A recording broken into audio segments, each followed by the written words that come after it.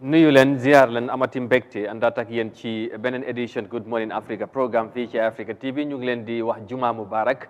fi ngeen mënta nekk ci biir réew mi wala ci biti réew ñu ngi leen di jaajëfalaat bu baax a baax ci ni ngeen di ànd ak ñun saa su ne ci jotaay bi di leen bàyyi xel bu baax a baax di leen gërëm bu baax ci safoo bi waaye tamit ci kóolute bi incha allah tey tamit ñu fas yéene àndaat ak yéen waxtaan tey ci beneen ponk bu amati solo ci jotaay bi comme ajjuma la xam ngeen ne kon programme bi ni ñu koy baaxoo di defee buñ ci yegsee laata ñu dugg ci weekend bi dañuy sawara ñëw ànd ak yéen waaye tamit def ci taxaw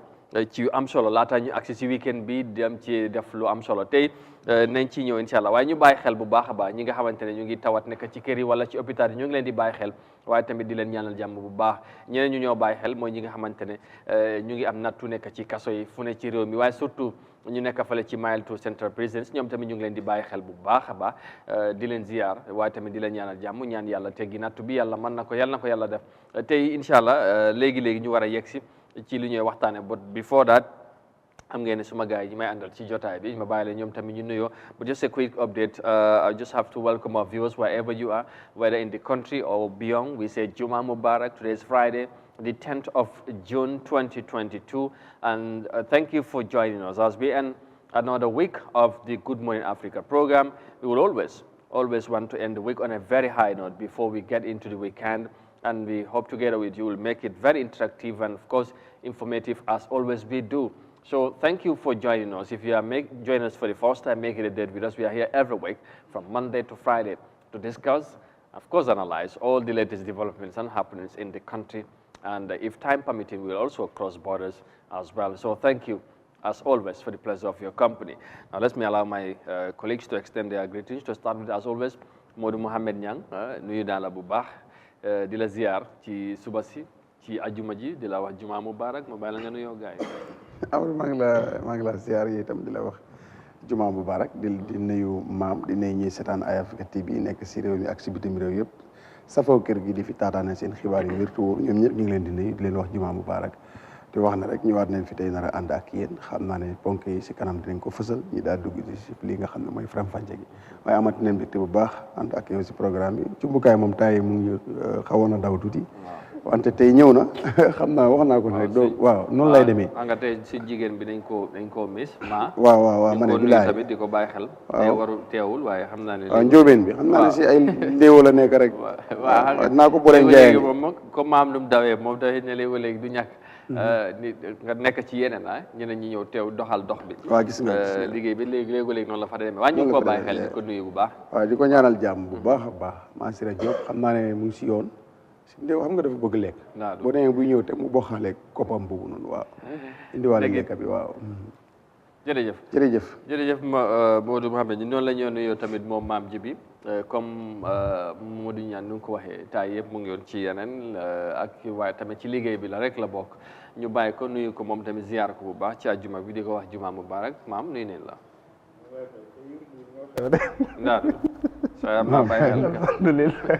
affaire la nag maa ngi leen di nuyu di am mbégte kontaante naa la juma mubarak Amadou ndax nu ko zalika ñang di am mbégte kontaante mu rëy ci dellu si ci jotaay Good Morning Africa nuyu followers yi ak viewers yi nuyu staff ak management bu kër gi jaajëfal ñi nga xam ne ñoom ñoo nekk control room ci kaw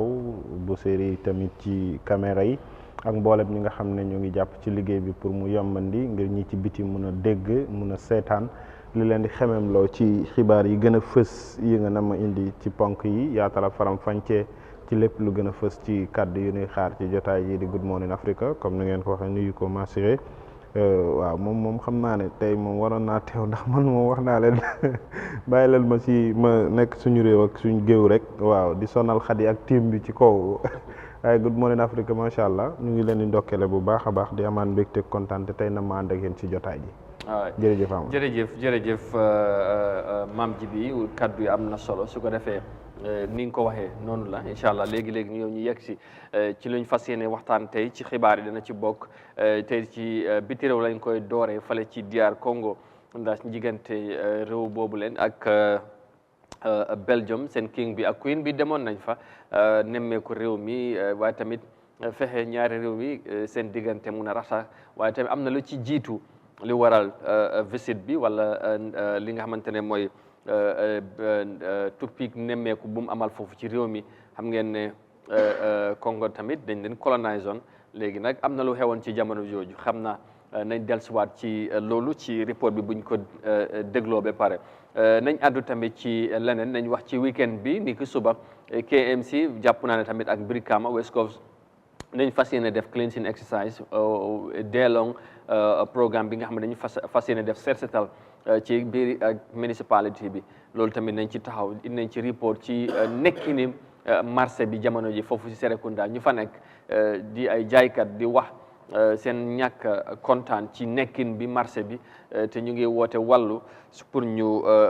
dimbal leen marché bi mun a set loolu tamit nañ ci ñëw bu baax a baax te ci jotaay bi nañ ci toftal yeneen ci programme bi incha allah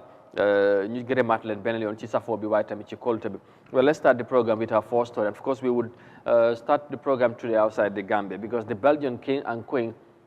have paid a historic visit to DR Congo as part of efforts to foster relations between the two countries following the Congolese authorities' demand for the return of their artworks stolen by the Belgian soldiers between 1900 and 1960. Now, the President Tshisekedi, alongside the visiting royal family, attended a cultural festival at the country's National Museum where they unveiled an ancient mask created by a Congolese local artist. The decision to return the rest of their artworks has been welcomed by the citizens. Let's have more details of that in this report.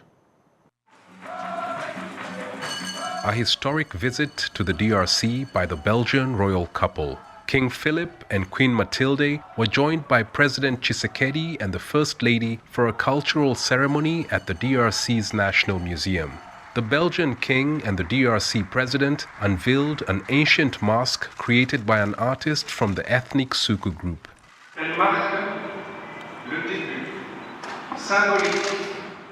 This is a symbolic step which marks the beginning of the improvement of the cultural relations between the Kingdom of Belgium and the Democratic Republic of Congo.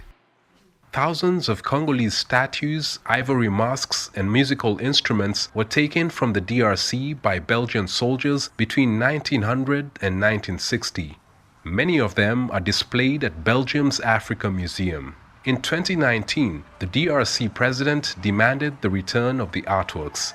The artworks that were illegally acquired by Belgian soldiers and collectors during the colonial period will be kept in this museum in Kinshasa when they are handed back to Congolese authorities. A commission has been set up in Belgium to identify the stolen artworks and start the process of returning them.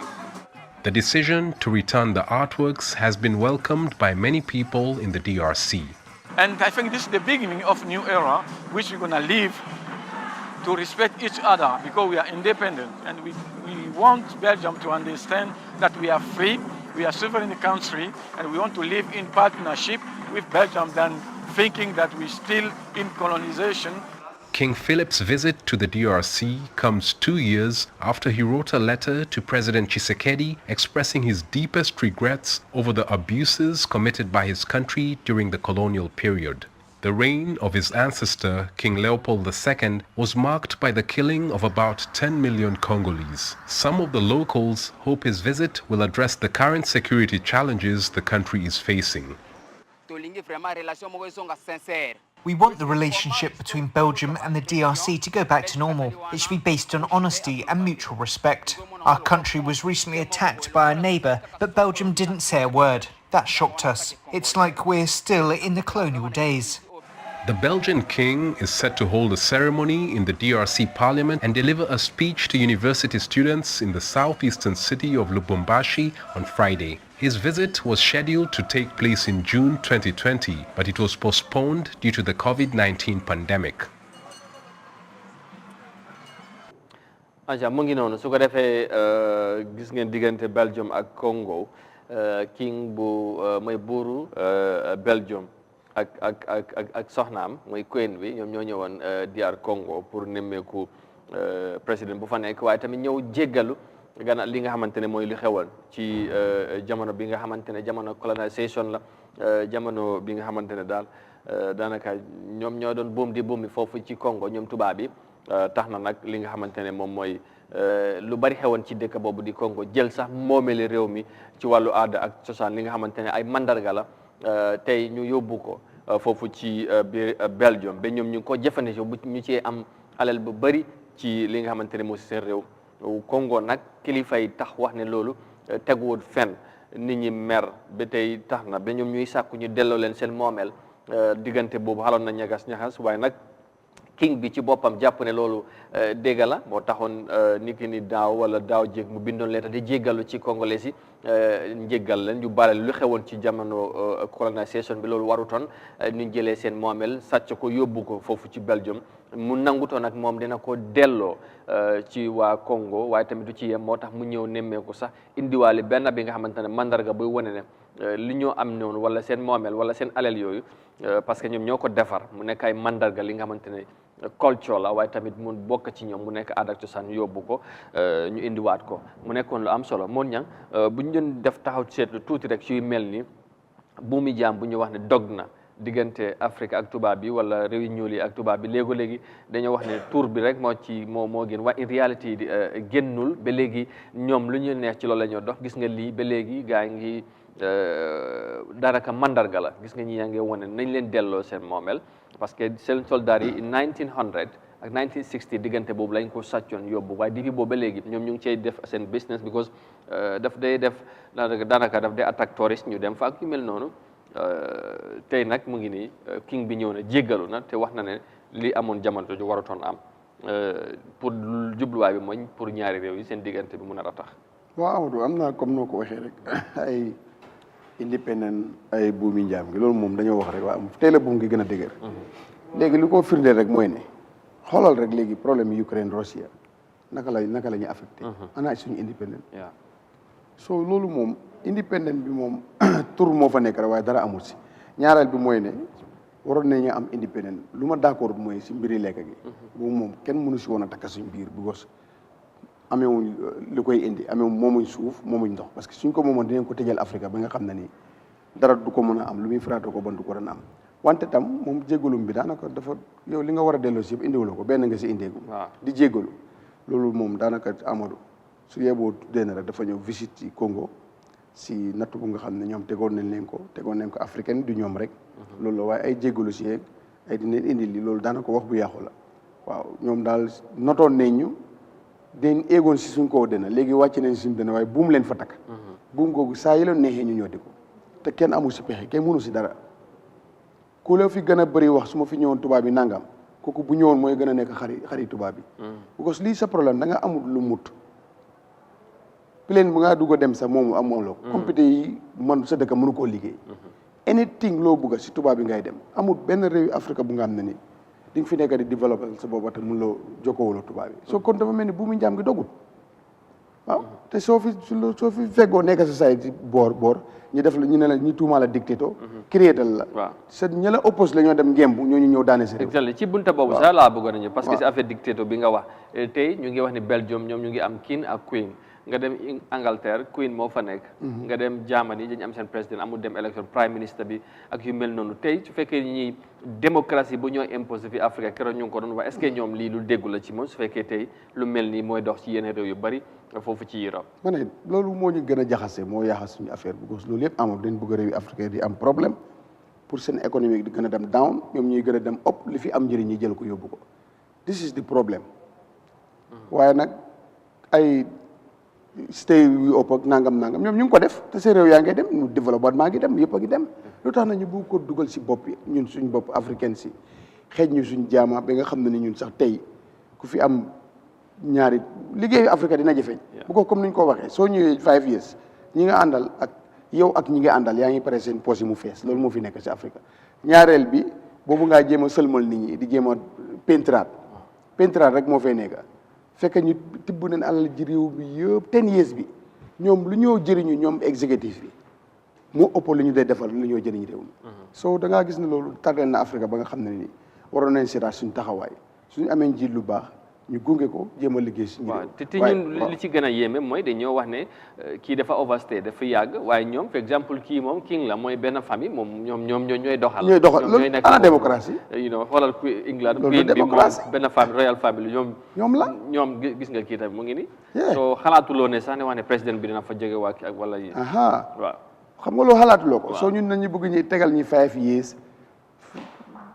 years boo ku fi ñëw du fi def dara dafa tibb ay ñoom sàcc ñi dem wala ñu stay waat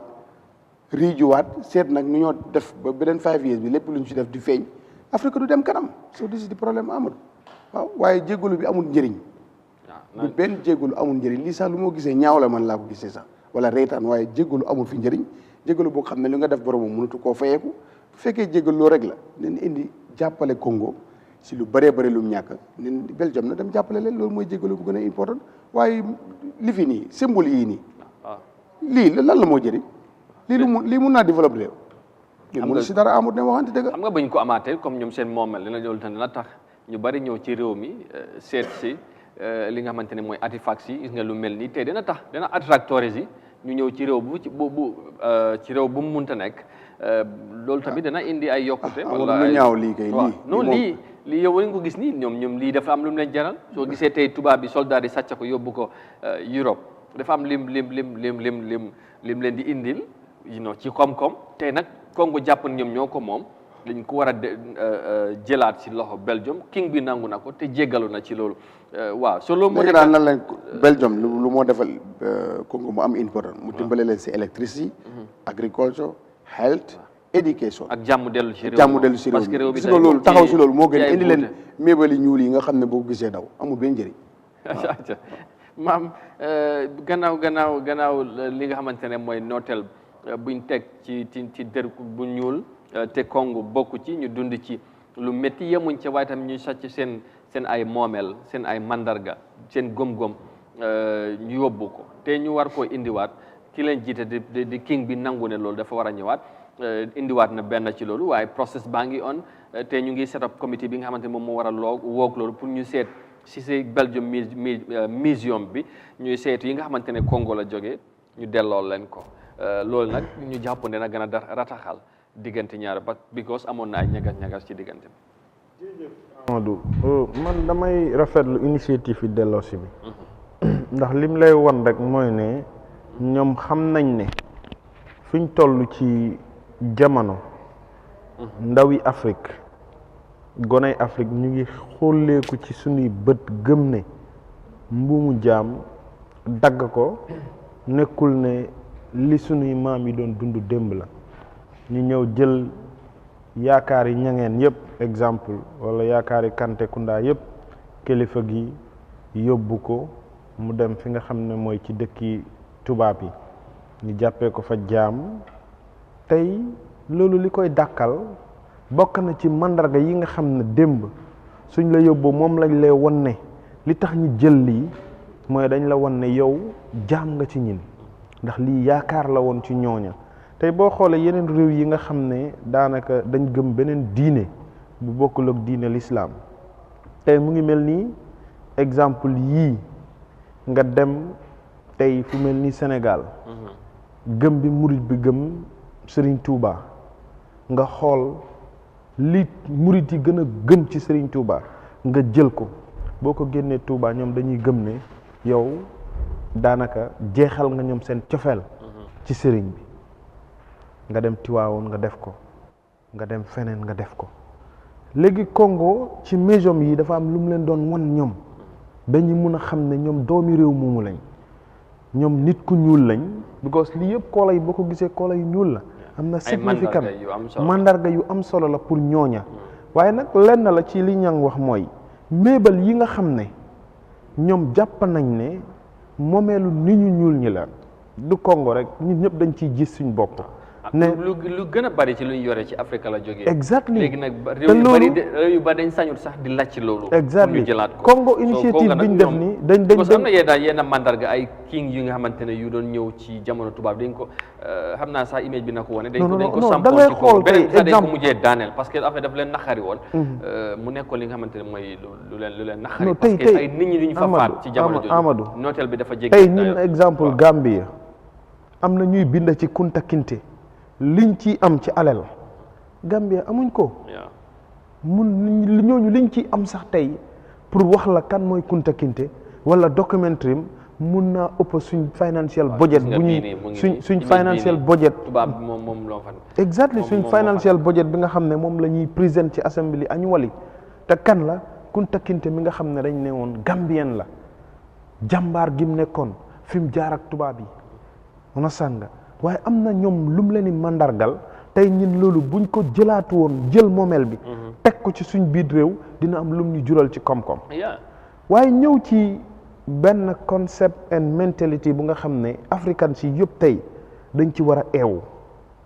ñi tegee politique aside ñi gis li nga xam ne mooy développement te dëkk yi nga wax Belgium lan moo fa nekk buur lan la buum ak buum mi ndonneef la ndonneef nag mënut a ànd ak démocratie mënut a ànd ak démocratie ñooñu nag ñooy ñëw impulse la jàngal la loolu moo tax ma ne la nañ ci dellu si Belgium Netherlands Spain you name them ñooñu yëpp ci European Union léegi xoolal Angleterre Queen bi tey Angleterre Queen bi ñaata at la am mu ngi ci 90 something years am 96 I think waaw 96 years ku ko am on seen nga génnee sa 18 years ñu ngi ko celebrate 70 years bu mu toogee si ring bi ba léegi waaw barki démb rek lañ ko doon celebrate waaw juróom-ñaar fukki at génnee ko tey ci ati ñang fekkee ne Saa Dawda fekkee ne Yaaya Jammeh tey mu ngi fekkee Adama Barrow te ñu ngi ñuy gëmloo ne ñooñu liggéeyaluñ ñi dara ci Gambia mu ngi juróom-ñaar fukki at ak ñaata juróom-ñaar lañ mujjee màggal Angleterre bi toll ci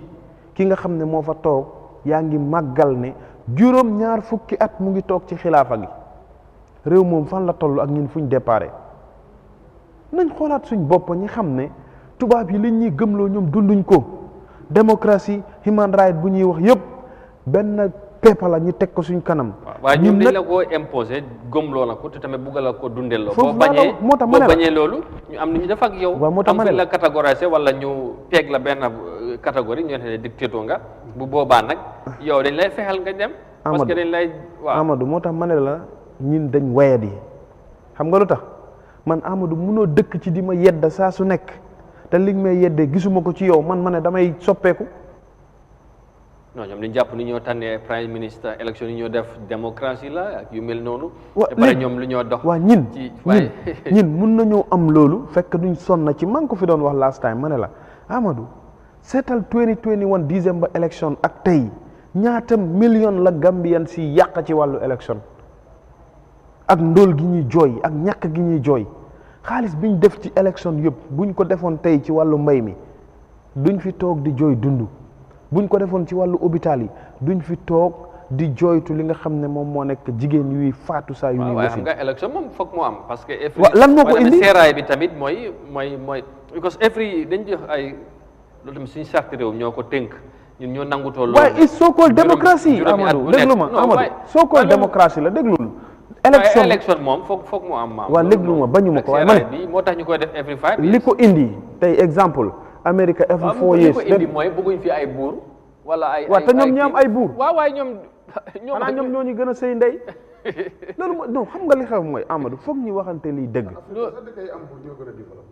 waaw mooy xoolal exemple di likes of Maroc Egypte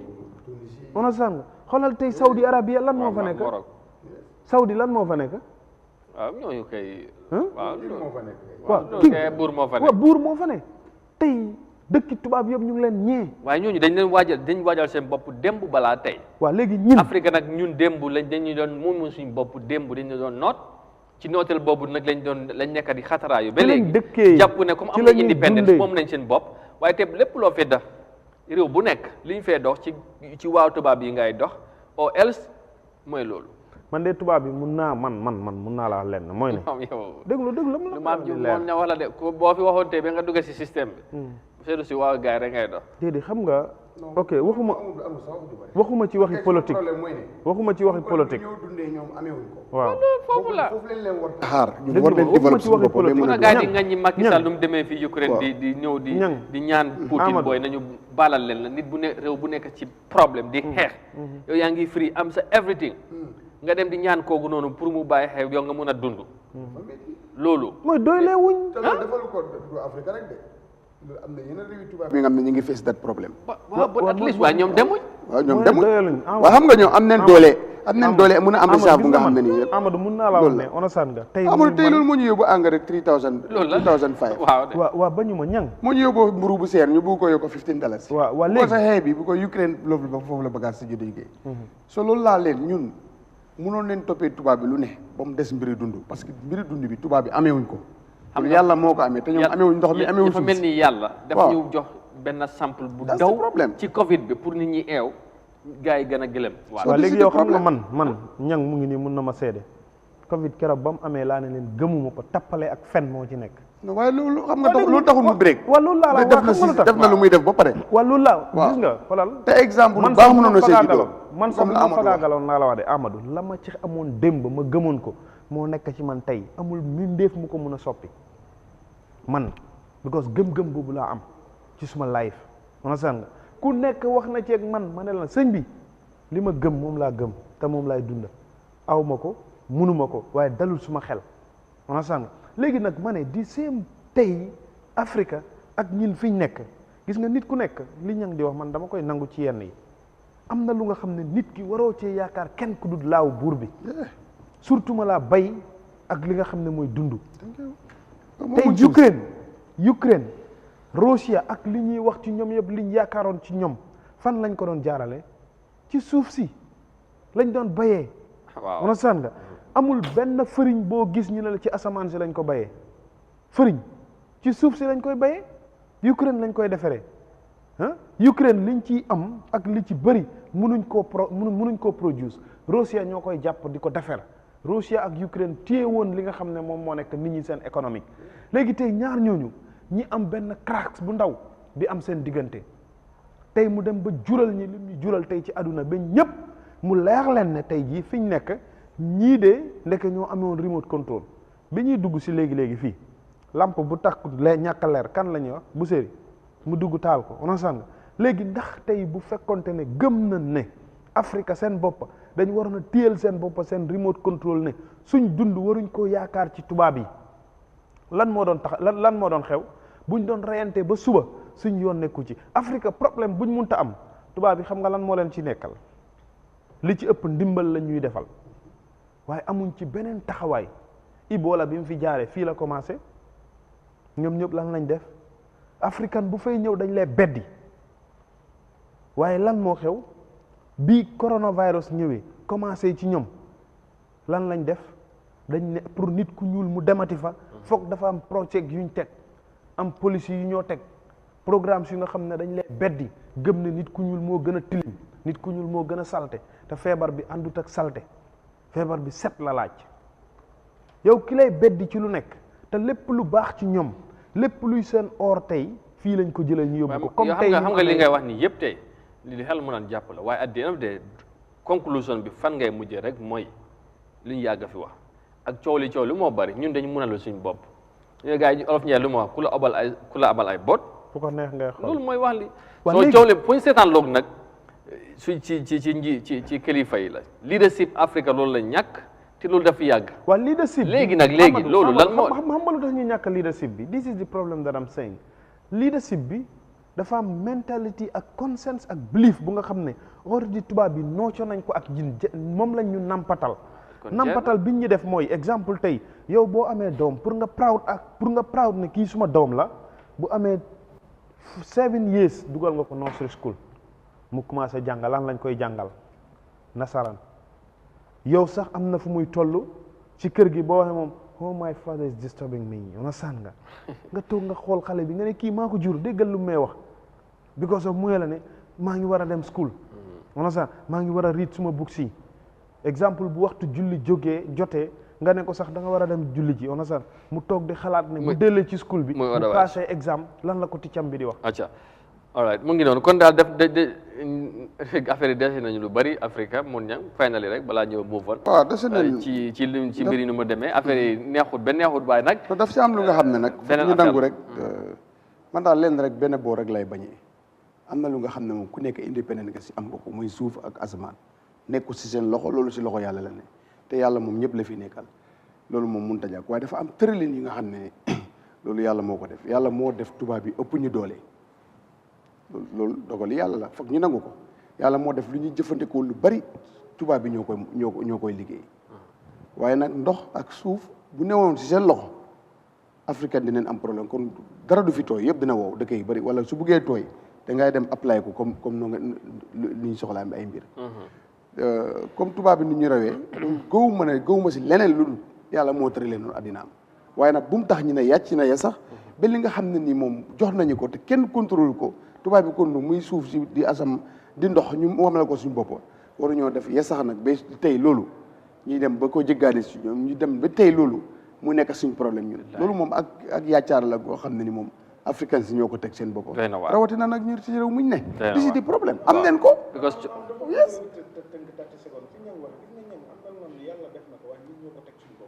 tey yaa ngi ko wax léegi ci sa biir wax mooy exemple tey ñun ñoom bu ñu amee woon ndox pour ñu jot ci dañ koy apply tey xoolal doomi Afrique bu bëgg a dem tukki lan ngay daj ci nga am visa waaye doomu tubaab bu bëgg a tukki daf lay melal nii yow fii ngay jógee dem kaw loolu kay kon jeex na démb rek ci social media loolu kon jeex na loolu mooy ne ma la loolu mooy kon jeex na loolu mooy ñin non loolu du ñun loolu du ñun problème bi doomi mooy Afrique yow fu ne nii sa ministre of tourism yaa ngi si yaakaar ay millions nga ne dafa dugal koom-koom because doomi tubaab bi ñëw tukki si moom mu daf lay indil koom-koom bu rëy loolu nga si yaakaar ba sampal bu utal ko ministre ministre of tourism yes bu utal ko ministre pour gan kii bi nag ñëw ñoom di bu tukki si demee waaw ñoom si luñ am waaw loolu ngay dem jëli indi loolu sa moo tax réew ma ne la tëralin waaw tëralin boobu tey ministre of tourism tey mënoon naa liggéeyal Gambien si ci koom-koomu Gambia ci lan mooy tourism secteur bi ñun liñ ci moom muy suñ piir mi suñ géej gi understand nga ak suñ industrie bi Gambien si mënoon nañ ci liggéey am ci lu dul jeex. ok léegi sax comme laal ngeen foofu ci loolu la ñoo ñëw tourism secteur bi informal secteur bi xam nga ne secteur yu bëri amoon na jafe-jafe si time mbas mi mooy Covid-19 waaye tourism secteur bi bokk na si secteur yu gën a am problème ñii di Gambia Red Cross ak seen partenaires yi démb dañ leen dal di jox ndimbal pour ñu dimbale yenn secteur mooy ay nit ak tamit association wala institution yu nekk ci informal secteur bi jàppale leen pour ñu mun a jogaat ci liñ nekkoon léegi ñu ànd ak report boobu dañ su ko defee nañ connect waxtaan bi ci foofu den ñu mun a continuer daanaka fuñ nekk. Now we'll move on to our next story because the Gambia Red Cross Society in partnership with the Spanish Red Cross and the European Union will disburse up to an amount of $21 million to the tourism sector's informal associations and individuals. The project will support beneficiaries to restart or diversify their business, while each of the selected aid associations is to build or renovate their, of course, damaged structures that were caused by the impact of the COVID-19 pandemic. Moses Imendi has the details in this report. The European Union funded cash grant will be implemented by the Gambia Red Cross Society and the Spanish Red Cross. The COVID-19 Livelihood Project will also support and strengthen public health and socio-economic systems to reduce the impact of the COVID-19 pandemic in the Gambia. As part of the project's main goal, the Gambia Red Cross Society will disburse a cash grant amounting to $21 million to 415 individuals and 8 associations in the tourism industry. $37,000 will be given to each individual member, while $510,000 will be provided to each of the 8 associations in the industry. Corrado Pamploni, EU ambassador to the Gambia, said the project was developed in the context of protecting vulnerable groups following the pandemic and to also tackle long-term development issues. He speaks on the essence of the cash assistance program and identified the priority groups. The cash and voucher assistance program also addresses the most affected small and medium business by providing guidance to adapt career paths to changes in labor and market needs, providing technical assistance for business plans and in-kind support, and lastly, by supporting the community microfinancing system, the saving groups. Due to the vulnerability of the tourism sector in the Gambia to external shocks, the Tourism Association identified the following priority groups: Juice Pressers Association, Fruit Sellers, the Hairdressers Association, Craft Vendors Association, and Federation. Ambassador Pamploni said a gender lens was applied because women are the hardest hit economically by the COVID-19. Alassane Senghor, Secretary General of the Gambia Red Cross Society, highlighted the strategy of the Red Cross Society in the Livelihood Project. Red Cross, since the beginning of the COVID, we did have a strategy, and our strategy was twofold. The first was to respond to the health emergency, which is to save lives and also to cut down the transmission. The second part was to look at the medium and the long term. And for the medium term was basically to help families, affected families, and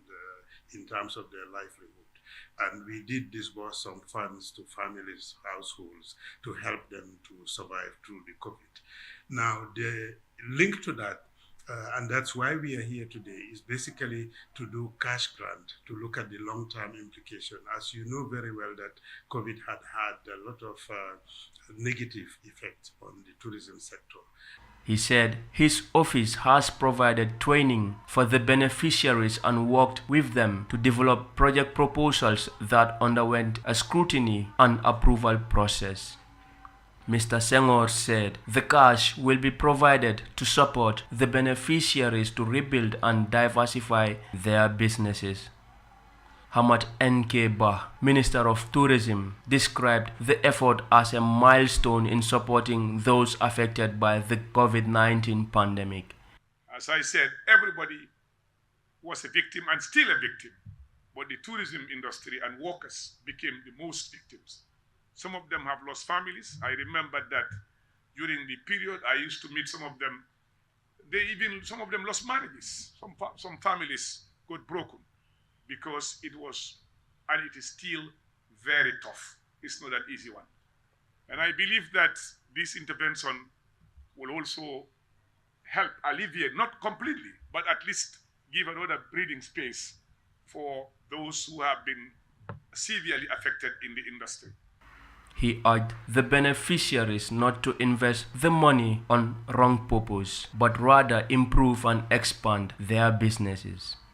Minister Bah revealed that the government is working with the World Bank on a project that, if successful, will be the biggest single check the bank ever gave to any ministry in the country since independence, adding that it will be a game changer for the tourism sector.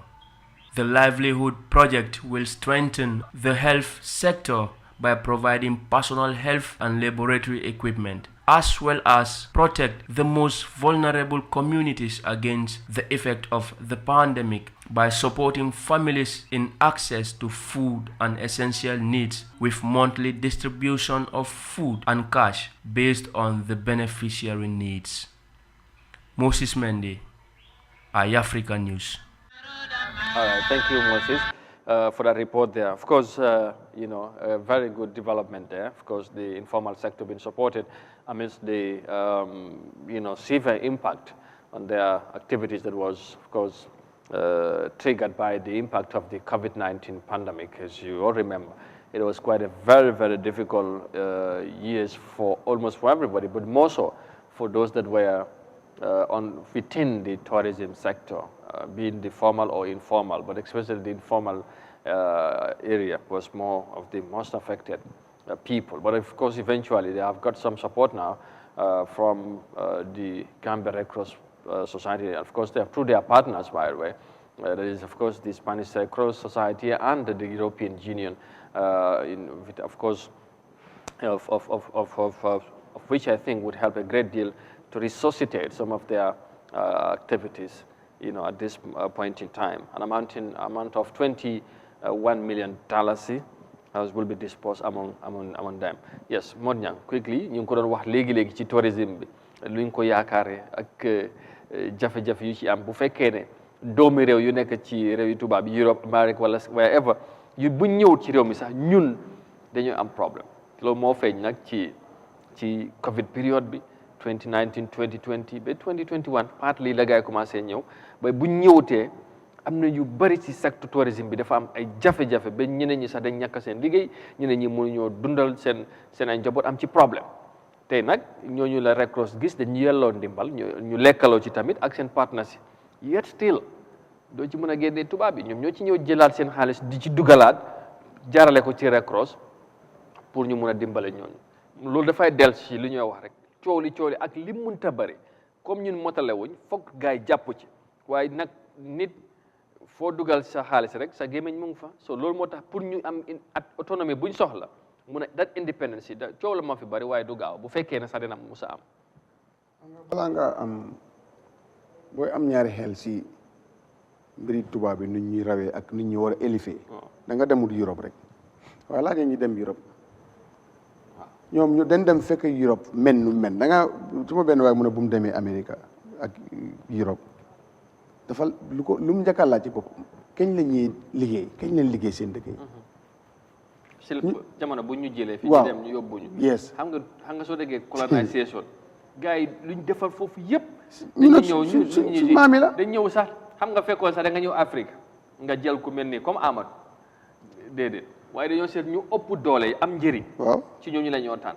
góor xam ne góor la de waaye ñu mel ni comme man soxlawuñ ñooñu waaye ñu mel ni comme ñang ak ñu ëpp ñang gën a dëgër ñooñu ñu Afrique soxla ñu ne yéen amul soxla te lu ci gën a yéeme mooy dañoo ñëw weccoo nit ki ak li nga xamante ne ci jamono jooju darul dara ka waaye foofu su yëg na xam-xam bi ak tolluwaay bi li gars yi di wax ne niveau foofu la tolloon ci jamono jooju si suñ maam yooyu ndax doomi adam ku ko wecc ak xorom ak yeneen yu mel noonu te loolu moo ci dafa mel ne loolu moo foofu lañ toll woon daal ndeysaan yéeme na daal waaw yéeme na dafa yéeme trop léegi xoolal rek koo xam ne nii pour mu ñëw gane si Afrique rek ay millions la si Afrique di gagné léegi ñàkk a ñëw gum ñàkk a ñëw si Covid bi rek économie gi africaine sax yëg nañ ko soo loolu compare loolu nag ak ñun ñu war a dem si ñoom te ñun bu ñoo dem si ñoom faye lu du jeex te ñun suñ demul si ñoom di leen wàññi dara soo kon moo tax am dañu fa soxlawut sax waaw buñ sañoon duñ fa dem moo nit ci xeex boobu lañ nekk xoolal migration bi bu mu taree fii dañ demoon ba jafur xamuñ lan la ñoo def jël ci ay millions di ñëw di def ay séminaires di def ay discussions di engage African countries di ba si pose ay sanctions Gambie bu bañee fii sa doomi réew duñ ko indi dañoo ay visa li fi yëpp lañu ko demoon mooy laa jëmee loolu bokk na li tax mu am ak tubaab bi problème dafa dañ bëggoon a repatriate Gambien si mooy leen kenn du fi ñëw duñu wàcc fii kenn du fi wàcc ñu ne boo fi wàcc duñ la jox dimbal mu ne bu yeboo yàlla basket yàlla baa ngi fii te gis nga fu mujj ak waaw loolu la Amadou man d'accord naa waruñoo def yàcc na ya sax loolu moom non waaye dafa am lu nga xam ne ni lu yàlla mooñ la ñun mënuñ si dara waaye nag bu mu tax tam ñu ne yàcc na ya sax dafa am lu nga xam ne ñun ñoo ko moom ak suñu bopp yàlla moo ñu ko jox ñi si indépendant te xaarul si amul kenn ku mu am doole ba kooku noonu mu munoo tax mu mun a téye loolu tey boo demee si mbiri wér-gu-yaram rek tey wel am nañ doomi africaine yu jàng ñu ngi si tubaab bi di ko liggéey nangam nangu ñoo ñëw Afrique sax because of pays bi li ñu si war a am bu ñu leen war a fay fi mën nañ leen a fay bi ñoom boo ñëwee xam nga loolu yëpp dañ la dee ñëw seconde li ñoom ak yelleef bu ñoo jox nit tubaab bi ak lu ñu dënga ñoom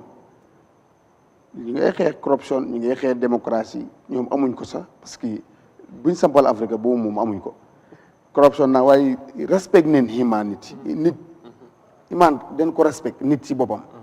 den xam value nit ñoo tax ñu respect nit ba respect nañ seen luwaay yi bari si ñi si ñoom respect nañ ko ba tax na ifin fu police nekku sax yow li nga war a def doo ko def discipline dañ leen ko mooñaal waaw dañ leen ko mooñaal waaw nit ki boo fi jógee sax nga nekk nit ku ñuul nga dem fa ñoom dañoo jël système buñ dund ñu dugal ko ci yow moo tax nga gis nit ki am na nu moo yegg Europe bu ñëwee Afrique wala mu dellu soit Gambie pour mu diil ak Gambien bi wala pour mu jëm fee fi def dara sax bu xalaatu dëgg-dëgg du ko def this is the problem waaw système bi ak ni liñ dugal ci moom ak lim fi fekk ak nu ñoo doxalee dafaa wane lii mënut a nekk. that's it anyway du yombare waaye ñun tam bu na yaa ci ñees ñu foog ñu liggéey te xam nañu si leebul bi la ñu yàlla teg leebul boobu nag dañ koo jéem a liggéey jàng ñëpp la fi nekkal ku jàng mun ngay xam liggéey ku liggéey mun ngaa am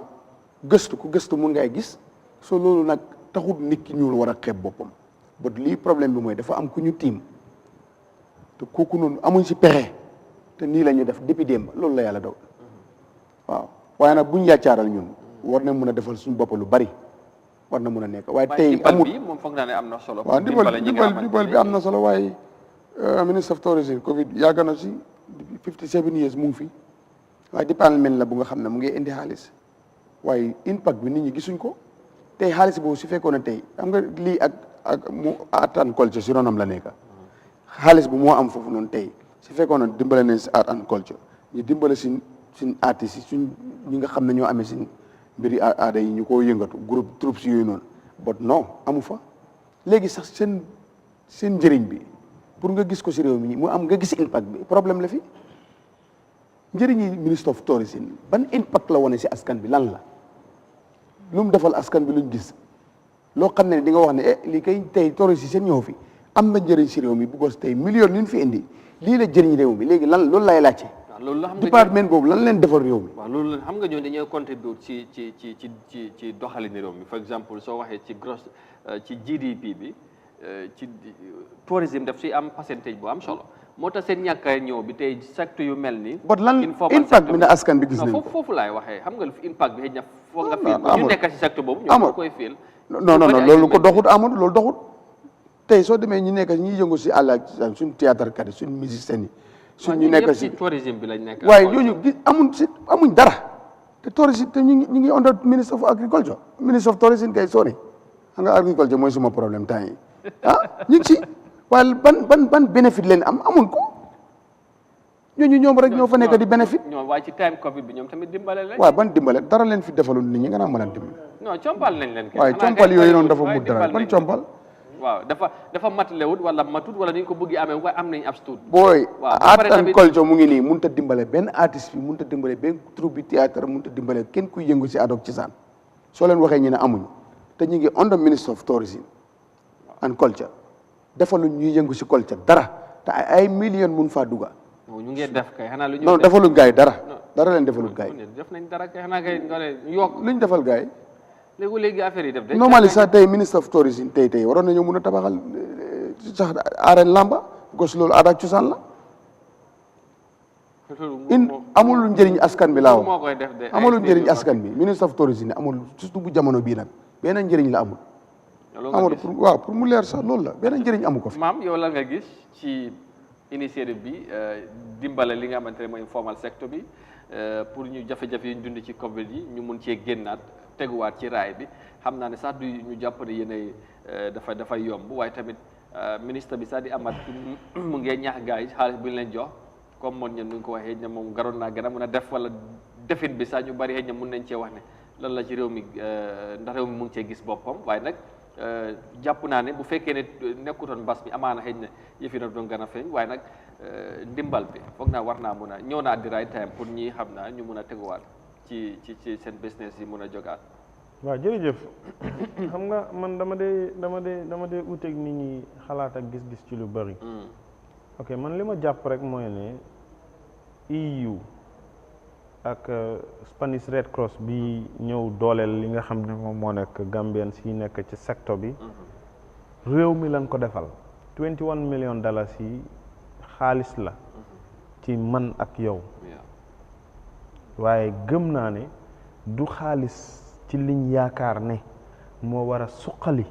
réew mi ci wàllu koom-koom ci secteur biñ nekk di waxee ndax pour gën a leeral foofu mooy dañ tànn ay association ak ay individual ci ñi nga xamante ne xaw ma process bi naka la demee criteria bi lan la waaye dañ ci tànn foog naa ne aide ci ñoom ak ay individual ñi nga xamante ne dañ ci doon yëngu waaye am ci jafe-jafe ñooñu la ñoo jox xaalis bi pour ñu mun a dooraat seen business bi comme na waaye tamit Gambia Red Cross buñ leen fàtte ñoom ñoo ci jaar focus bu mu nekk ci tourism ministry bi xëy na as tourism minister dañ ko invite pour mu fekkee jotaay bi waaye lii Red Cross as seen partnership ñoom ñoo ko yombal waaw foofu li tax ma wax ko mooy Amadou tey xoolal dëgg la comme niñ ko waxee waaye man li ma gëm rek mooy ne tubaab yi ñu ngi bañ ñin ñi dem fa waaye ñin buñ bañoon ñoom tam ñi ñëw fi wallahi soppeeku dina am ci ñin ñëpp xam nga lu tax tey ñoom lim leen jaral ba buñ fiy ñëw ñi am luñ duunal suñ gafaka am na lu fi nekk te ñoom amuñ ko ñun tam lii tax ñiy teg si suñ bakkan ne dañ fay dem pour uuti lu fi nekkul ci suñ koom-koom ak ci suñ am-am dañ koo amul moo tax ñi fay dem benn ñu ci bëri ci ñoom tey buñ dundee naaj dañoo ñëw fii loolu ñoom mënuñ koo jënda maam waaw déglu ma wax la xam naa fi ngay waxee waaye tey ñoom waa déglu buñ defoon loolu est-ce que tey loolu buñ waa déglu ma ñëw xam nga lu tax ma la benn ci loolu ñaar mooy xoolal tubaab bi bu ñëwee nu ñooy exploiter suñ yuut si muy góor yi nga xam ne tey daf leen jaral ne topp benn mairie tubaab tax na doo xëy doo gont nga waroon a amee sa njaboot di taxawaaloo xale jigéen yu nga xam ne waroon nañoo nekk yaay yu mun a jur président waroon nañoo mën a nekk yaay yu jur Serigne Touba yaay yu jur Serigne yu mag yi on a sàng ñi dem di yàq seen àdduna ci tubaab yi ñoo ñu koy yàqal bu ñu fi ñëwee loolu ñun munuñ koo janda ci alal comme 21 million bi ñi ñuy jox ak yooyu pour ñëw yàq suñ culture yàq suñ jikko ngir jaral na leen ñoom bu ñu fi ñëwut munuñ koo am ñun ñoo war a respect suñ bopp si suñ dignity ñàkk jaay suñ ngor ci la daloon suñ maam yi ñun ñi ñu doon yóbbu tey ñoom ñi fi ñëw dañuy yàq loolu moo nekk ci système bi. loolu kan ngay blame ci loolu. who is to be blamed? ñun concerned citizens si tout suñ government yi. it's all about foofu laay wax lépp dafa delluwaat ci leadership. is what I'm mooy saying foofu lañ doon waxee. waaw léegi leadership boobu moo tax ma ne la leadership bi. waaye leadership bi contexte Gambia du Gambia kese waaye Afrique ci boppam. this is what I mean mbir mi lii laa wax ma ne. ni nga ko waxee ni dëgg gu yomb na lool waaye jëfe ko. pour in réalité loolu ceeñ loolu moo fi nekkul loolu la ñu gisagut. waaw xam nga loolu moo tax ma ne la loolu moo tax ma ne la foog ñun ñëpp ñoo war a dellu to the drawing board. understand ñi bañ a gëm ci sukkandeku ne 21 millions yi nga xam ne dañ koy indi ne moom la ñuy dimbale mun ñang dimbale ko Amadou waaw déglu damay daan ñu nekk ci jafe-jafe. waaw am luñ téye woon. pandémique ñëw. indi leen jafe-jafe ba tey ñoom ñu struggle. amuñ fi ñu téye. waaw Red Cross bi nga xamante ñooñu loolu humanitarian organisation ñu gis ñooñu jàpp nii dañu yelloo njëmbal. I do agree and I applaud them. pour jàppale loolu la ma ne. xam foofu laay waxee xam nga 21 million bii nii. does not in reality mean generally industrie bi yëpp nu mu mel benn la pàcc la ci secteur bi wala ay nit lañ ci jàppale xam nga foofu laa bëggoon nga leeral rek. waaw xam nga foofu laay waxee moo tax ma ne la waaw xam nga da nga fi wax ne tey ñoom seen ñëw fii yàgg ñang ci biir wax nga ne ko ñoom seen ñëw fii mu ngi contribute suñ GDP development on a san waaw tourisme on a san yëpp dañ ko waa léegi nag lu tax ma ne lu tax réew yi tey ñi war a sukkandiku ci yaakaar waa déglu ma lu tax ñi war a sukkandiku tey ñang ci yaakaar ñiy tukki si di ñëw di duunal suñu gafaka ñi am suuf su nga xam ne ku béy yaay jëriñu yàlla jaa ngi taw on a san ndox maa ngi ci suuf si boo ko génnee nga jëfandiku ko te loolu moo ñu gën a jege ki war a ñëw di ñu dooleel. non loolu moom dëgg la waaye am na léegi loo fi wax loo xam ne am nga dafa mel ni ñoom day ñëw xam nga am na lu mu fi wax na ne dafa am lu ñu fi soxla te ñoom amuñ ko muy naaj ak yooyu noonu kon dafa mel ni seen millions yooyu dañoo ñëw jënd si naaj bi. jënd si loolu kon ñoom seen ñëw bi dem non am na njëriñ moom am na ko pour ñu ñëw fii. 100% waaw loolu la ma ne waaye xam nga ñun njëriñ ay jafe-jafe déglu ma xam nga ñun xam na ne pour mu gane si la rek dafa am koom-koom bu moo yokk si yow waaw xam nga yow nga ne kooku na nga yow kooku nga ne kooku du la élif waaw loolu la ma ne pour mu gane si la rek am na léegi ñang bu ñëwoon nga am problème ñang lan moo tax ñoom seen ñëw fi mu jaral leen ñu génne seen koom-koom on a san di ñu ko jox ngir mun a am bunta ba buñ ñëwee ñi nekk ñoom ñu nga xam ne boo gisee tubaab xale yëpp daw topp la. waaw loolu si leadership bi la problème bi yow boo demee Europe tey wala Amérique xam nga li ko def. waaw loolu laa la moo tax ma ne. yàlla mi ko def on a sàng nañ delluwaat ci imaanu ngëm-ngëm bi nga wax. on a sàng ñi gëm ne laaw buur bi moo wàccee suuf si def ñang mu xees def maam mu ñuul def tubaab bi mu weex def ñang mu doon ko ñuul on a sàng nga delluwaat ci gëm-gëm xam nga man leen laa munta nangu mooy ne tey mu leer la ne tey. ki nga yaakaar yow ci moo amee sa koom-koom on a sang moo ñu colonise on a sang ñoom ñoo ñu gëmloo démocratie ñoom ñoo ñu gëmloo lii tey yow nga ñëw ci secteur bi nga xam ne moom la ñuy wax right now secteur bi ñu nekk di dooleel nii muy ministre of tourism and culture on a sang tourism ñii ñëw la on a sang li ëpp ci ñoom waaye culture dafa nekk lu nga xam ne tey ñun ñoo dëkk ak moom waaye lan lañ ci def luy tax Amadou mu gëm boppam mu xam ne kii moom am na aada bu nekk ci moom ba warata gëm ne nit ku ñuul ki moo ko war a gën a am xam-xam nit ku ñuul ki moo ko war a gën a tekki nit ku ñuul naka nit ku weex ki la war a yaakaar pour aduna moom mu sotti loolu culture la bu ñuy def ci yow ñun dañu juddoo système bi maam dem na school système bi bu cee dem ngay school 100% nasaraan leen doon jàngal yéen ñii dégg nga nasaraan boobu nga doon jàng doo si mun a yemee doomi tubaab bi balaa ngay jàng làkk bi moom mën na ko yaa ngi jàng a bi di jàng làkk mën na ko kooku doo si mun a yem foofu laa la wax léegi Amadou mooy moom du nga wax loolu depuis dee woon la ñu moo ñaa léegi loolu waaw léegi xam nga yéen njëkk a moomee mooy de xam nga la benn contexte bu ndaw la bëgg a indi mooy li tax yëf yi mu gën a doy waar South Africa tey nu mel ci jafe-jafe ci xeexante ci ay problème li gën a ndaw ECOWAS lu mu def Mali am problème Guinée am problème Burkina am problème xalaatuñ naka la ñu war a dajee régler problème within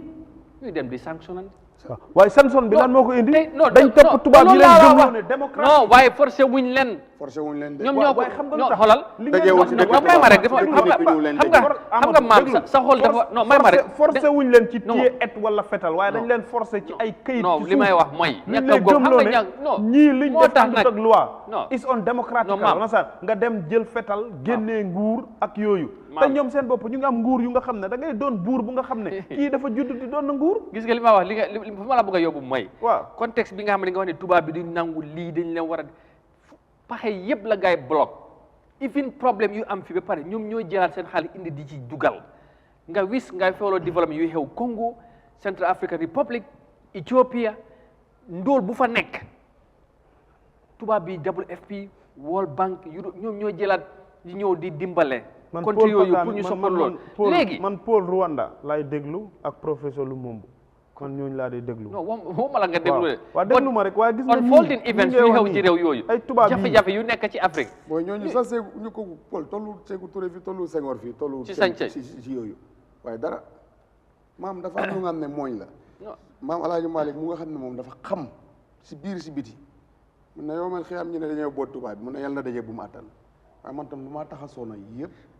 yaakaar ne am yaakaar suma borom bi ëllëg bu mu gumaa am der bu ñuul dégg nga dégg naa la bu baax jeex na tag bëgguma am der bu ñuul ëllëg ñoom déglu ma loolu laa ma ne very simple loolu ma am dafa jeex tag loolu lu ñu yàlla moo ñaale ñin ñi nga xam ne ñin ñoo nekk der yu ñuul ansan nga ñin ñi gëm ne tey man leer na ma ne tey tubaab bi nga xam ne xamut ma ansan nga tey yërmande bi muy am ci man mun naa ëpp téeméeri junneek yoon ñang mi nga xam ne ñu ngi dëkk everyday ma koy diis suma soxla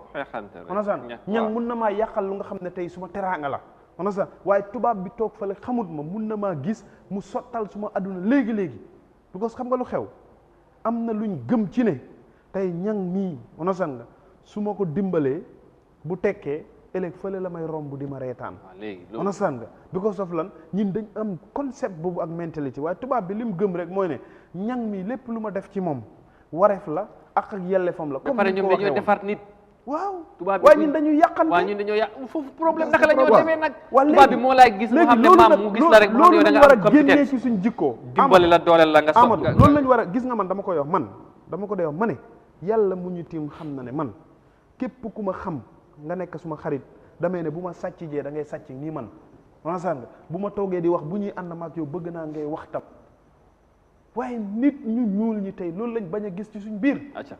mu ngi noonu kon fan lañ jëm doy na waar ñu dellu si waat suñu réew mi ba léegi continuer waxtaan bi dem ci Serekunda marché bi xam naa ne Afrique ak nuñ mel ak tolluwaay bi ak nag dañu war a soppi jikko ak yooyu war nañ koo mën a seetaat bu baax waaye nag ñu seet ñun suñ nekkin réewi Gambie sax démb report bi bu mu doon dem ci news bi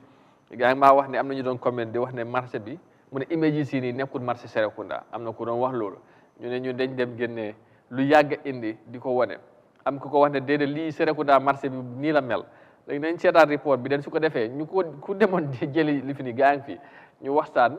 waaye ëllëg li ci gën a am solo KMC council bi ñu ngi war a def municipal cleansing day bugg a ñëw setal KMC foog naa tamit West Coast nañ ko def balaa ñuy gën a dugg ci biir nawet parce que dëkk bi ak marché yi doy na war waaye nañ seetaan report bi den su ko defee ñu soog a ñëwaat. Now let's move on because the Serekunda market vendors recently lamented over the poor sanitary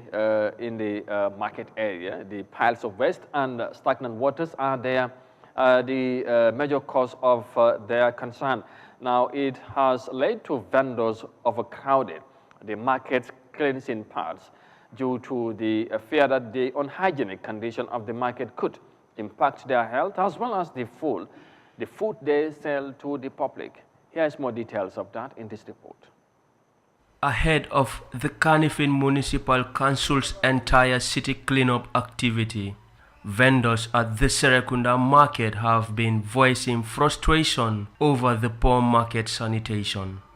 The disposed stockpile of waste inhabited by termites and stagnant waters in parts of the market is resulting in the emanation of stench that spreads across the area, with the potential of posing health hazard to both vendors and market goers. Consumables are also exposed to these unhealthy environmental conditions.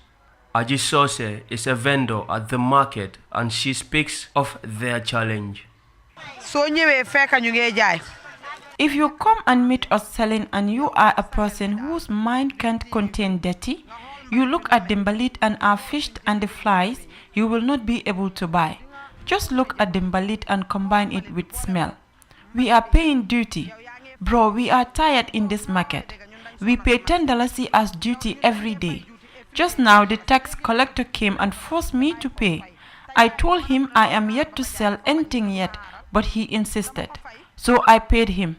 That is painful. We need someone to come and help us to remove this mbalit here for God's sake. Mrs. Sose said the situation is now getting out of hands and insisted that time is ripe to confront the Kanifing Municipal Council about the situation because the vendors are daily taxpayers. She also complained that the waste collection trucks are not doing their job and insisted that if the council is incapable of doing its job, then it must be replaced. Nyaling Sama also decried the poor sanitary state of the market and voiced concern about the vendors' health. If you look at this place, it is full of termites. Every morning we pour odosabel here to be able to sit. We have nowhere to sit, and it is because this place has not been worked on. If the place was worked on, termites will not be here. Help us by reporting this. If this place is not clean, there will be no good health. She called on the city council to step in and salvage them because the market vendors are tired of being exposed to such appalling sanitary conditions. Mohammed Sar explained that they have to cope with the stench situation at the market because they do not have any other choice and there is where they earn their living. So many people occupy the market. They make a living from it, but if you leave mbalit car in the midst, they will inhale the smell. That is not nice. Someone passed here the other time and took video because of the condition that we are living through here. Sometimes you see someone passing, hold their nose to block the smell, but us, we are experiencing it consistently and that is not nice. If you see us bearing with this, is because there is no other choice. He called on the city council to invest the taxpayers' money to make the market environment cleaner and safer. Maimuna Abbas said the market enabled them to feed their families and fund the education of their children. KMC should help us with beans. They should provide 2 beans. 1 bean is not enough for this place. When you want to dump the mbalit and the bean is full, they send you away. But at night, people will come and ditch their waste. If this mbalit is not from the market, it is the people in the community who came and ditch their mbalit here at night. The water is rain water. The workers have not reached here, but when they reach here, water will be gone. Lamin, a tailor at the market, viewed the situation as a disrespect to market workers, saying the city council's commitment to cleaning the area is lacking. He explained that waste collection trucks prefer going into the communities to collect waste because there the price per sack is higher than at the market. Moses Mendy, iAfrica News. All right, thank you, Moses. Léegi mu ngi noonu léegi nag bu ñu taxaw lii marché Serekunda gis ngeen nekkin bi waaw di ma ko waxee war rek démb am nañu doon laam-laamee ndax marché foofu Serekunda wala du Serekunda waaye ku àndoon ak suñu caméraman bi dem jël affaire yi maam mu ngi nii maam fii fan la. xam nga dalee ko fan la. Sayer Diop waaw fan la si Serekunda exactement. benn ruq la rek biir Serekunda. ci biir marché bi wala fu ñoo jaayee fale wala si syndicat bi la wala fan la. non demuñ sax ci biir marché bi syndicat la gis nga soo wàccee ci Johnson Sayer Diop. waaw Johnson Sayer Diop. soo wàccee foofu noonu. wala Babun Fati. mooy balaa nga àgg Star FM. waaw mooy foofu mooy ma Johnson marché. waaw Johnson marché bi. foofu lañ wàccee. ñëw dugg ci Force Johnson bi mooy moto yi dem noonu garage Birkama. duggee noonu ci syndicat bi. ñëwaat ci digg syndicat bi booy dem Serekunda Health Center. area boobu kese lañ ko ba lii. soo dem yow laalu leen sax si meen. non dugguñ ci biir marché bi. lii benn ruq la rek biir Serekunda. soo ñu doon laam-laamee fii Serekunda. non non te lii xam nga li si gën a daw yaram mooy talaata lañ njëkk dem àllarba ñi demaat biñ demee ñi ma interview woon talaata yëpp dama leen interview àllarba ñu ne ma bro gis ngeen de li ngeen fi bàyyi woon talaata moo fi nekk tey àllarba. képp ku lay weddi ne lii amut ñaari fan lañ toppalante iAfrica ñu fay dem. ñu bëri li ñuy wax mooy ñun wax nañ ba sonn waaye tey de dinañ wax because of yéen ñëw ngeen understand nga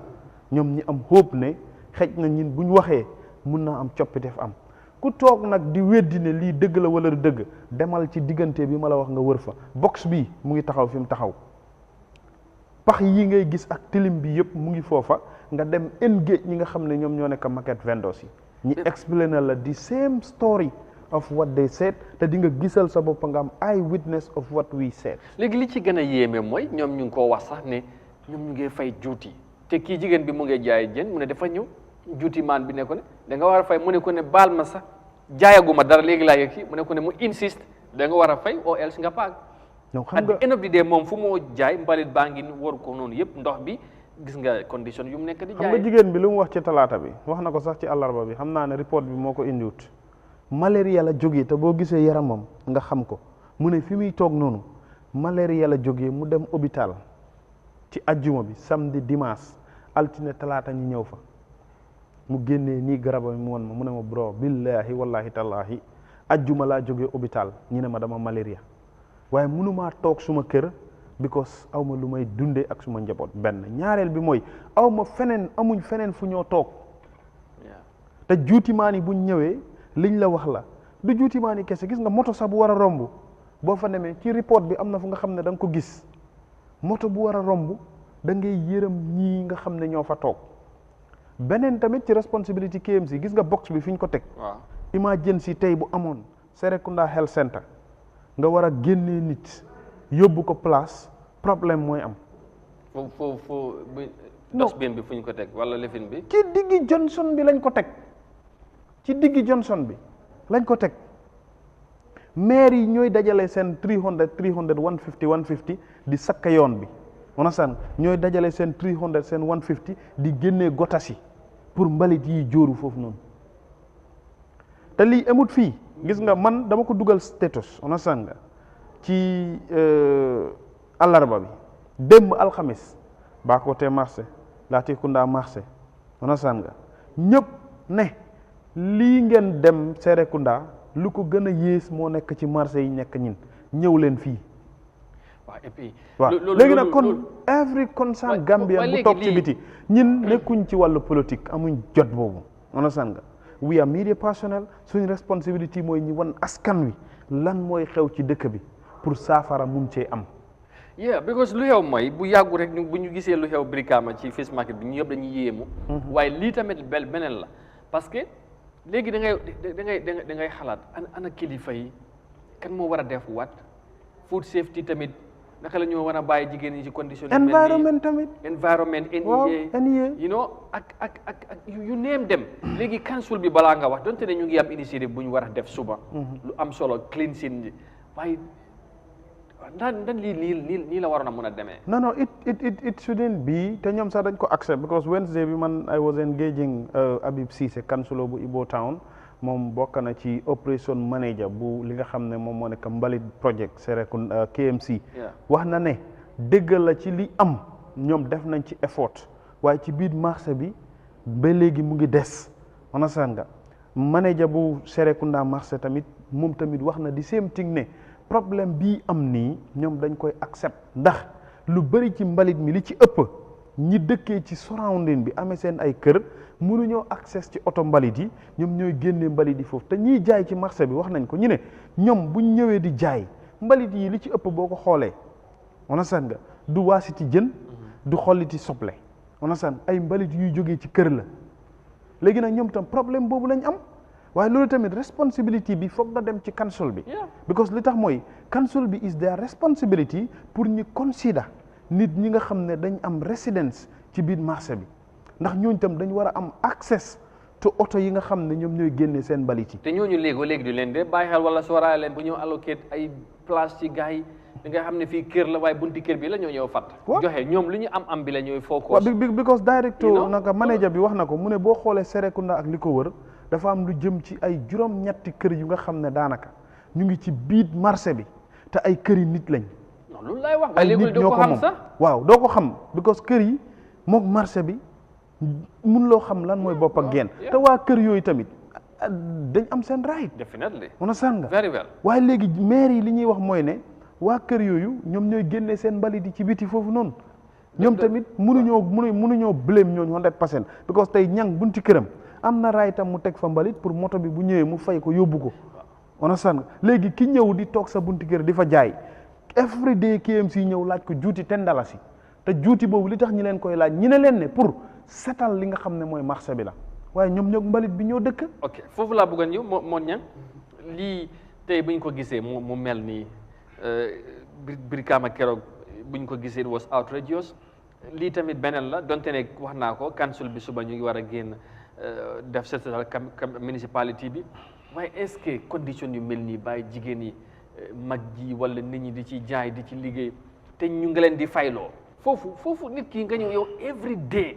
yaa ngi ñëw dog duty nga fayloo nit ki every day yow condition yu moo nekk yow doo loolu ittalilu la yow am bi rek ngay liggéeyante te lu ci gën a interesting mooy ñu ne la council bi revenu bu moo am collection bu ñoo def ci nit ñi 60% dafa war a dellu ci nit ñi waaye fii dañoo sampulaaj ndax even 5% wala 10% wala 20% sax mu ngi dellu te ñu ngi wax dañoo généralise condition yi bu ñu doon wax Brikama noonu leen doon waxee waaye Serekunda tamit tey yaa ngi wax ne waa Bakoteh kool nañ la ak waa Latrikunda moo ñam mu ne boo demee Costa Road foofu moo gaal gi foofu la teere fan lañ jëm ak condition yu mel nii waaw yéeme na xam nga ñun Gambia man fu ne ne génn naa sa si Afrique Gambia lay wax gis nga nguur bu doon ne nguur bu mu jël lu fekk yow mu xalab ko na seet lu baax la fa nguur gi doon def mu téye ko maintain ko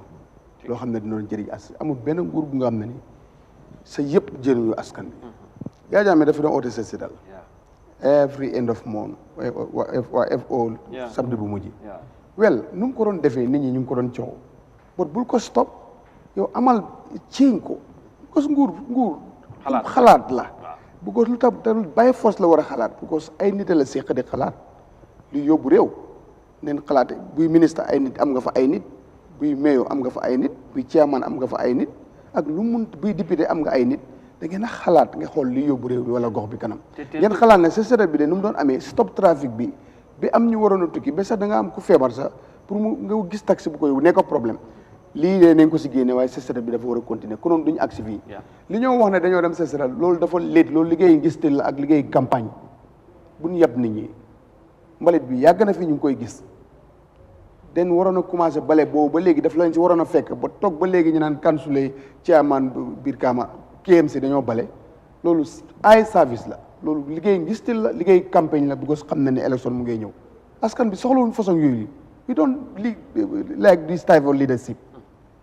suñ mënutee xalaat ñi paak dem si keneen ku mën a xalaat ñu xalaatal ñu lu ñoo mu fi ak suñu réew mi mu dem si kanam my friend dafa métti Amadou xaw kan nga seetaan mbalit ba mu fees bay tuuru si mbedd bi ñaata at nga toog nga ne tey ngeen a dina jéem a daje te yow fekkoon nga fi initiative bu am na ku ko fi defoon bu fekkee ni mu ko doon defee neexul la nañ ko modélage ñu defaraat ko. waaw ñu defaraat ko parce que non defuñ ko Sénégal dañuy doon bàyyi xel. waaw ba gis naa Macky jéem a yóbbu lu mel foofu. of course waaw National Cleansing Day. waaw ñaax ministre directeurs yi yëpp génn. ñëpp génn parce que ñoom tamit mbalit bi def doon leen doon jaaxal ñu ne Gambie time boobu ñu ne jamono Yaya Jammeh def ko doon amal te Gambie dafa setoon. yes te time boobu sax ñu ngi amoon fi li nga xamante ne mooy mbuus yi yëpp. moo tax ñu impose yooyu time naani ndox yooyu noonu. non li nga lu koy dëggal loolu. li nga lu koy dëggal ma wax rek. waaw li nga yéen ñaar li koy dëggal mooy. waaw tey. dafa waroon a gën a rafet. exemple tey boo ñëwee ci council yi fu mel ni KMC dañ initier projet bu nga xam ne Gambian si yëpp dañ ko upload. mooy mbalit projet bi ak trox yi nga xam ne ñoom lañ amee. xoolal ñu ngi lay won ne jamono Yankuba Koli ñaari tracteur lañu amoon ak benn truck understand léegi yow boo dem biir KMC am nañ truck ba tey mbalit nekk problème ci biir dëkk bi. plus mbaam yi. xoolal ba côté dom side. plus mbaam yi itam. waaw léegi mënut a set. waaw te mbaam yooyu noonu nit ñi ñoo leen dee fay. borom kër ñoo leen dee fay loolu private la. moom laay wax dama bëgg a wax ne lu tax nga am woot bu ne troog. plus mbaam yi. si borom ñaari troog ak benn ñaari oto ak troog. gënoon laa set. waaw loolu mi. waaw léegi foofu laa la waxee moo tax ñëwaat ci système bi nga wax noonu tey dëgg la nit mënoo ñëw nga ne lépp lu Amadou doon def comme maa ko wutu dama ko war a tegee boor. loolu du yóbbu réew ci kanam. dëgg la initiative yu mel noonu doxalin bi comme ni ko ñang waxee bu setal amaan ñu xool yan gàllankoor la doon jox nit ñi war a liggéey nit ñi war a doxi seen soxla waaye na process bi continuer ba every end of month wala every fourth Saturday of every month ñi def setal understand nga waaye boo ñëwee ci lii da nga blame council yi waaye you come back to the government itself.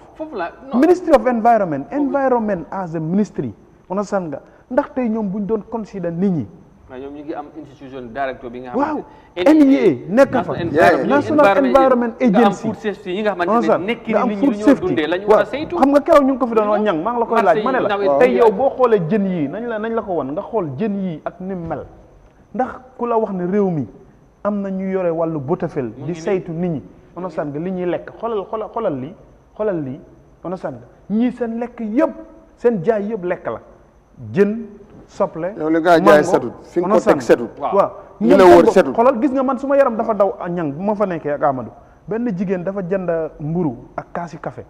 understand mu ngi lekk weñ yi ñu ngi ciy dugg muy upp di def ma ne non di crazy loolu moom yow gisuloo ci marché Brikama bi ñun dañ am problème la moo tax food safety ñëw si close marché bi because yaa ngi gis kii mu ngi ubbi di jaay ndox baa ngi seen ñooñu defuñ dara defuñ fi dara non bëggoo ñu amul maam neen waxante dëgg ñu soogari ak am nga keroog bi fi waa ji ñëwee ku nekk NEA bu mu fi ñëwee mën na ko ne mbaa yéen da nga gën mu ne ma ñu samoon nen Brikama area council ba tey waaye owuñu mu ne ko dafa des seen taxawaay moo des parce que ñoom am nañ sañ-sañ mu nga xam ne nii war na dem force ñooñu bàyyi force ñi setal dala wala ñuy tëj fu ko ni si food safety waaye xam nga lii problème yi Gambien duñ liggéey duñ def dara si office la ñu nekk bu weer dee ñu fayeeku ba affaire bi na tel waaw ba affaire bi na tel directeur bi jóg dem yow directeur bi nga xamante ne yow yaa war a dem sanction liggante kenn kooku sa xarit la loo dem di ko sonal correct food safety lañ def ni du liggéey formalité yi su in case dara bu amee suba ñu ne leen evidence baa ngi ni ñun bindoon lañ ni invite nañ leen waaye ñëwuñ waaye yow lan nga def ci powers yi nga xamante ne yow am nga ko ban taxawaay nga ci def ba li war a am mu am. lii kii kenn ki wax na ki mu ne lii tamit bañ a jox cër ni ñu nekk ci marché yi la. ñëw di leen fayloo ba pare. ñëw yow seen nekkin. te emuñ ci fay juuti bi emuñ ci fay juuti bi dañ ko boole fay taxe. gis nga borom puus-puus yi ku nekk $600 la doon fay pour puus-puus bi box bi kese. onosan da ngaa fay. lansin bi la waaw lansin bi loolu laa la wax. da ngaa fay puus-puus bi loolu par la. waaw da ngaa fay puus-puus bi onosan nga jógee fa nga fayaat box bi tegee ci kawam matériel yi nekk ci kawam bokkut ak every day $10 juuti bi ngaa fay onosan nga léegi $10 juuti si ñoom ni ñu yokkee seen juuti si man nekkoon naa fa xam naa lu xew. waaw waaye duñ ko yokkee dafa jéggi dayoo sax. waaw waaye ñoom market manager bi li mu fi wax mooy ne si jamono Yankuba Koli lañ yokk $10 mi ensemble mu ne $3 la starté woon $5 $10 mu ñëw ci jamono Yankuba Koli waaye talib ak kansulam bi dañ donn li nga xam ne moom moo nekk $10. ñoo yokk sob yi bitig yi doon fay sob daf doon fay every month ñoom ñoo ko yokku waaw léegi loolu ba pare nga door a ñëw bokk rek licence bi nga fay every year. waaw léegi nag yooyu yëpp dafa am yooyu yëpp dafa am local dafa am local at the end of the day yow nga fay ñu jox la cër bi nga moom li nga yelloo ñu cee taxaw wala ñu cee def effort bu ñu matalewul sax ñu xam ne ñi ñu ngi góorgóorlu waaye yéen da ngay dem jënd bread yi ci marché yi da ngay tiit da ngay yéemu sa bopp ñii naka la nit ñi mun a nekkee fii waaye nit ki nga xamante ne amul fenn fu mu yaakaar su dul fu moo xëy naka lay def amul benn option. man leen tam am na si de maam wala leen ma leen am na si de foog ñu duut barandam askan bi si ñun suñu bopp 100% jikko yi loolu tamit la bokk gis nga man am na lu su nga am ne sax dama koy def ba dama dee feel guilty bu ko benn bis dama toog si moto bi rek man moto bu ma dugg kaas café foofu laa koy bàyyi benn bis ma sànni ko ma jàngat si biir moto bi automatiquement dama rus si suma biir ma ne waaw man lu ma def nii bu ko keneen defee mbedd mi naka lay setee te amul kenn kuñ taxi mu war a bara mbedd mi waaye this is the problème askan bi tam ñun tam dañ am problème non foofu nag léegi leadership moom because yoo xam nga nit ñi ñun tam dañ am problème bu problème bi mooy ne wax fii waaw ñun tam ku si ne ñun li ñu war a def defuñ ko waaye nag li dafa am lu ñu ko day yóbbu ay rules yi nga xamante ne ku toog ci moto nga lekk dara sànni ko ci mbalit bi dara fekk la ci Europe ñuy ni defalaat loolu amul loolu kuy setal mbedd moo ko mën a aaye yow li ngay wax noonu léegi ma cancel sorry non waaye kéem si dañ dee setal guddi boo demee ngoon ni marché Serekunda xanaa yoon boobu rek mooy yoon si dëkk bi waaw li ci ëpp na dañuy tuur lëndëm nit ñi keroog maa ngi leen ko doon wax boy Amadou di yoon ci réew mi waaye yoon boobu loolu ñooñu buy def loolu ñu leen di fay yow mi nga xamante yaa ngi am sa lekk par exemple jikko yi ngeen di wax ñàkk discipline bi ci askan bi bari na tamit yëfi maa tey moo tax ma ñëwal la si alali mbuur naka sax mbedd mbuur la lu la ne xoolal time boobu pompe yi nekk ci mbedd bi nu bari ci dëkk deliberately bàyyi ko te mu ko bàyyi sa moto waaye loolu soo xamee ne yow boo ko defee dañ lay sanction askan bi tam dañ gis nga li nga wax nii su fekkee ne yow amuloo benn li nga wax nii noonu soo amee lu la tënk nga bàyyi xel léegi askan bi tam lii problème mooy ne gis nga lépp lu amul leadership askan doxee nu mu ko neexee defee nu mu ko neexee man dama doon dimi ba tay boobu dëkk bi moo amul leadership bu correct yaa jame sax toog na fi yaa jame toog na fi ñaata let's change our attitudinal change is our problem attitudinal change wax na ko bi ba sonn waaye nit ñi da ngay wax dafa amoon leadership character Amadou no if it go but that have not it have no why it was something that was in him ne leadership character bi nga xam ne tey gis nga boo ne fi woon set setal boo ne fi woon set setal am na ñu bëri dafa am lu ñuy moytu gis nga biñ fi baanee mbuus yi biñ fi baanee mbuus yi waaw loolu laa la wax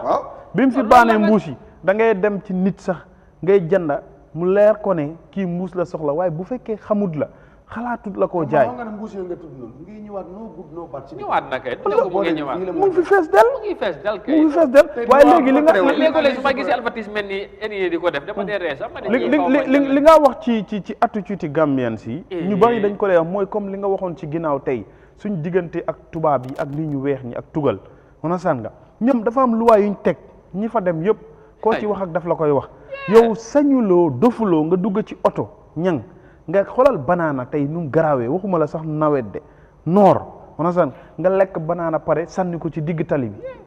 mu mun a damm nit mu mun a accident moto xam nga san xoolal trafic bi rek lu fa dee xew non ko yoon bi moom mooy dustin bi loolu sooy duggee moto yow da ngay waaru sax si yàlla pour nit ki moom maanaam dem wàccee weer rek sànni ko moom dañ foog ne loolu moo non ma ne da ngay gis exemple tey suñ yaay wala suñ soxna yi nga gis jigéen bu nga xam ne dafa dugg ak xale ci biir oto gerte sax da nga ko si tali bi xale bi dem wanag nga pampaasoon ko ono sax nga génnee pampaas bi noonu sànni ko ci palanteer yi dem doxi sa soxla waaw leem sànni dañ ko dee gis yooyu yëpp dafa nekk attitude bi nga xam ne dañ ko war a change waaye loolu dafa laaj leadership character bu nga xam ne Amadou tey exemple as KMC ono sax dama foofu laa bëgg nga daanale comme élection lan lañ ci war a mën a xaar waaw man foofu laa doon wax mooy ne ñun dinañ leen jox opportunité ne apprécier nañ initiative bi before setal bi lañu dem foofu noonu Saturday lañ ko def dinañ leen may Monday Tuesday dinañ fa demaat xool lan la outcome yi setal bi indi ñi ñëwaat tegal ko askan wi loolu moo ci nekk ñun suñ firnde ak liñ ci mën a def pour askan wi because ñin liñ gëm rek mooy council bi am nañ responsibility ñu ngi jël seen responsibility ne bëgg nañ cee taxaw pour saafara am ci benn nawet bi salte bi day gën a yokku ñaareel bi seen wareef la ñang mu ngi ko doon wax bëgguñ mu nekk yëfi politique because ñu ngi dëgmal election right now ñu bëri li ñuy wax mooy ne dañ nekk di tuur lëndëm nit ñi because of ñëpp liñ gis mooy Serekunda ak KMC ñi ci marché yi ak ñi ci marché yëpp liñ nekk di joytu mooy salte bi ak tilim bi te ñu ngi koy complain jërëjëf moon ñang waa di sem comme lu maam wax rek si leen óore ne dañoo seetal mun bañuñ xalaat bi dafa léet dafa tardé politique mun na koo jur waaye na set te bu na leen óor ne suñ génnee moto buy embalit bi ne topp seen kaw buñ ko génnee jóoru ko si mbedd mi taw di ko fa fekkaat tilim boobu nit di romb di ko gis si yoon bi dafa ñaaw rawantuma la gan bu waree jógee feneen ñëw visite Gambia neen bàyyi luñ nekk gis nga fii ku fi falu fekkee ne mun loo liggéeyal askan bi ngir yàlla tekkil sa ndombo tànk nga dem toog waaye soo buggee falu nag defal réew mi lu ne tey rek dégg naa benn rajo ñuy kool ba mu buggee falu fii la ñoo si béykat yi dégg ñu lu ne fu ne nii faaleetuñ ñu acca that's the problem jërëjëf thank you Mon Ñang jërëjëf maam yow tamit ñu gërëm la sant la ci jàngat yi am na solo xam naa comme ni nga ko waxee li ci mënta am after seetal bi suba nañ dellusiwaat comme ni nga ko waxee demaat fa seetaat nekkin bi ak mbir mi naka la demee ak situation bi foofu ci marché yi mbiri daal mooy doy na waar waaye foofu ñu ceeñaat jikko yi tamit mun a xam ne réew mi ñun rek ñoo ko mun a defar te ci kër yi la war a mun a door balaa moo yegg ci marché yi balaa ñu ngi wax réew mi foog ñu jéem a defaraat jikko yi waaye xam naa ku ne war na cee mun a bàyyi xelam bu baax ba xam ne réew mi Gambien si rek ñoo ko mun a développe te loolu ku ne am na ci responsibility ak loo ci mun a def gërëm leen sant leen bu baax ni ngeen ànd ak ñun ci week bi Monday ba léegi di leen jaajëfalaat bu baax ci safoo bi ak ci kóolute bi ñaana leen weekend bu neex su ko defee bu ci yàlla àndee ñu del suwaat next week Monday ci beneen édition ci beneen week Good Morning Africa programme fii ci Africa TV di leen wax jërë ngeen jëfati ba Monday incha allah happy weekend bye bye